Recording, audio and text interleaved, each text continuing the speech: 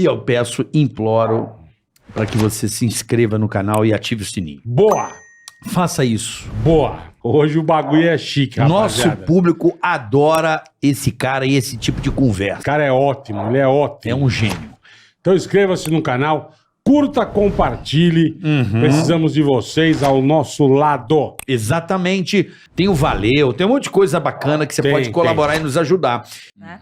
A gente já vinha observando há muito tempo que o velho investing, na verdade, ele era tratado dentro da parte tradicional da educação, tanto na graduação quanto nos MBAs, como uma mera matéria acessória ali, em que você aprendia teoria das carteiras, portfólio, piriri-pororó, e ali talvez meia hora de aula dedicada aos dividendos. Que é o que efetivamente a gente acredita, né? Enfim, você usar os dividendos e usar as métricas dos dividendos, porque, afinal de contas, a empresa que paga dividendo é que gera fluxo de caixa. E aí que está o segredo, né? Entendi. Não é só o dividendo, é você encontrar as empresas também que pagam dividendos e estão descontadas e vão te dar esse retorno ao longo do tempo. Então, é o que a gente Legal. acredita, é como ele foi o vencedor. Ele foi professor lá atrás, Uhum. então eu acho que é um belo reencontro aí de legados. Ô, Barça, deixa eu perguntar uma coisa. Você investe há quantos anos já? Bom, eu estou no mercado há 55 anos. 55 Mas anos. falar que eu invisto desde 1970, 71, foi quando eu vislumbrei que, através de um estudo profundo que eu fiz, na época nós tivemos um acontecimento bastante expressivo, né? Os fundos de previdência privada começaram a ter problemas sérios e foram progressivamente quebrando. Então, eu cheguei numa conclusão que os grandes fundos da época, né, de previdência privada, que eram o Pereira Barreto, que era o Providência, era o Montepio da Família Militar, o GBOX, né? Eu cheguei na conclusão que talvez a gente devesse olhar para a formação de uma carteira de renda mensal, examinando um outro tipo de acervo, um outro tipo de patrimônio que você pudesse garantir uma renda mensal, já que os fundos de previdência privada, na sua essência, eles propõem o quê? Propõem garantir uma renda mensal após um determinado período, não é isso? Eu fiz, então, uma análise e fui progressivamente ajustando essa análise e, na época, eu concluí uma coisa interessante. A Previdência, ela era e é uma provedora de recursos, né? Ela não ampara você com aquilo que você ganha quando trabalha, né? Ela te dá uma aposentadoria que é um pedaço do seu salário. E eu analisei também o seguinte: o cidadão que parava de trabalhar na iniciativa pública, né, no setor público, ele não participava do mesmo processo. Ele parava de trabalhar e continuava recebendo um salário igual.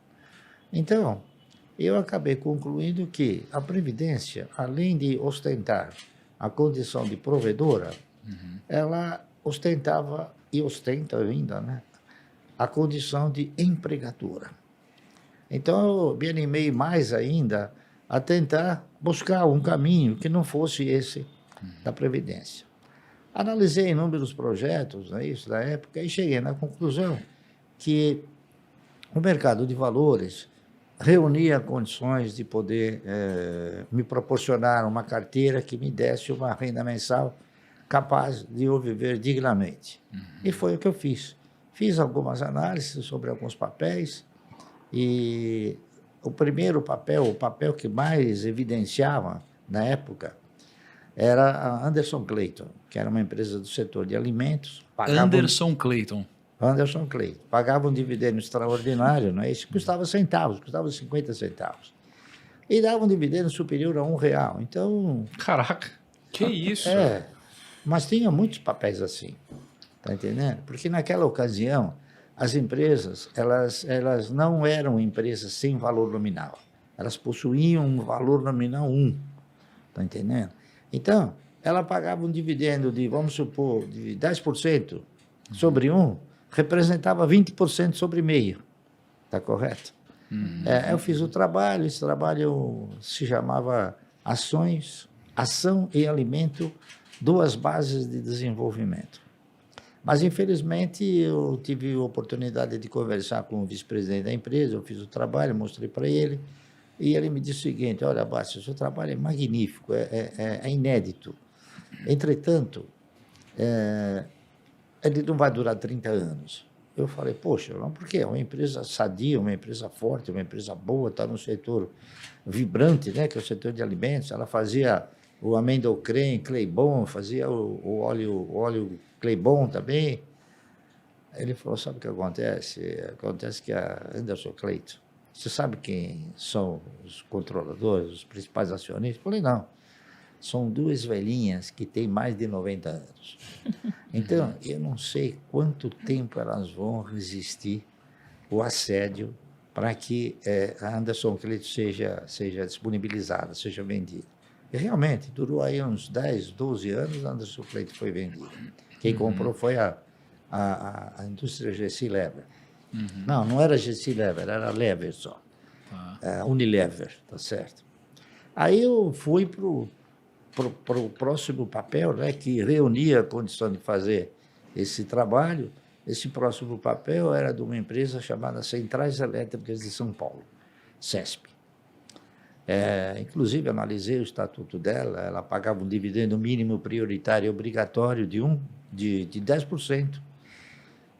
Então, 10% sobre 1 também representava os 20% sobre meio, não é isso? Você comprava, com R$1, você comprava 2 ações. E se você tinha garantia de receber 10% sobre 1, então acabava sendo 20%. E dava uma bonificação. Você diz assim, porque 10% daria 10 centavos, que era a mesma coisa que 20% de 50 centavos, que daria 10 centavos. Exatamente. E ela, inclusive, tinha no seu estatuto, né, ela também possuía o valor nominal 1, e naquela época existia a correção monetária do ativo imobilizado. Né? Isso gerava sempre um valor que acrescia o patrimônio, acrescia os bens da empresa, e essa empresa, ao distribuir esse patrimônio, ela o faria o quê? Emitindo novas ações. E eu fiz o trabalho, né? A ciência, a essência do trabalho era o seguinte: se você, para se aposentar, você levava 30 anos, eu fiz o seguinte: bom, então eu vou fazer um trabalho imaginando que eu vou comprar 1.000 ações por mês durante 30 anos. Era um trabalho assim, né? Não era maluco, mas era pertinente, tá? Porque ele tinha o quê? Ele tinha o direcionamento da Previdência.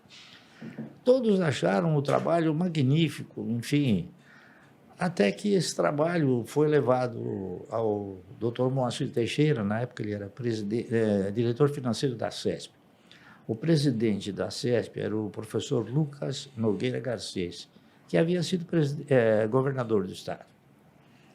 Eles leram o trabalho e, de imediato, me convocaram, eu fui lá e chegaram para mim e falaram: Bárcio, nós vamos comprar esse trabalho. Eu falei, mas sabe, doutor, eu não fiz o trabalho para vender, eu fiz o trabalho para mostrar que existe a possibilidade, né, de, através de um processo de compra permanente, não é, sistemático, você elaborando metas, enfim, o camarada tem condições de reunir um portfólio capaz de gerar uma renda mensal. Ele, não, eu insisti, eu vou comprar. Eu falei, me diga uma coisa. O senhor pretende comprar isso aqui para quê? Ele falou, porque eu vou editar. Eu peguei o trabalho e falei, tá, não precisa me pagar nada. Tá entendendo? Pô, o camarada ficou assim, puxa vida, então eu vou fazer o seguinte, eu vou fazer o trabalho, eu vou editar o trabalho, eu vou botar o seu nome. E foi o que ele fez. E foi um trabalho que teve uma repercussão boa na época, né? Só que todo o trabalho que você faz no mercado de valores, ele perde consistência, não é isso? Porque as pessoas não têm aquela disciplina, aquele momento de esperar, que é a reflexão de seu esperar, quer dizer, que é a paciência, né?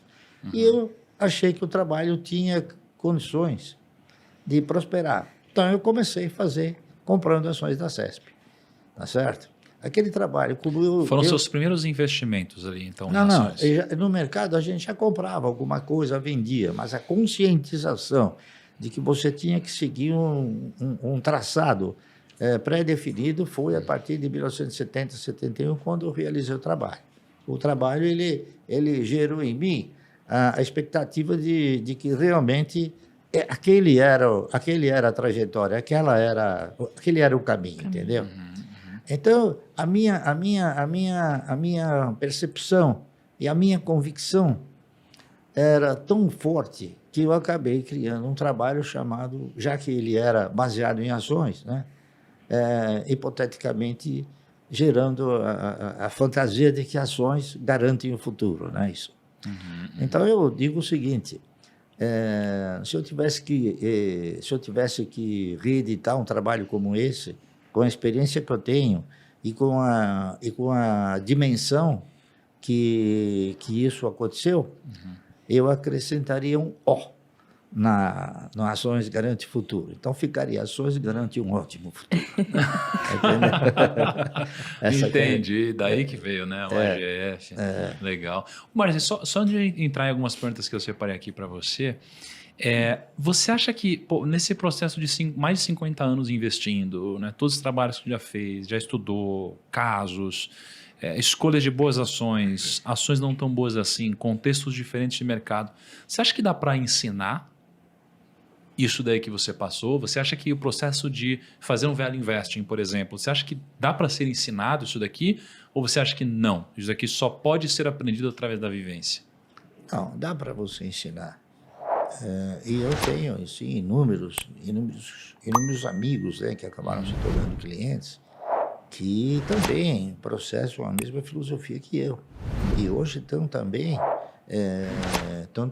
alimentados por uma carteira de renda mensal muito boa. Né? Legal. Muito boa.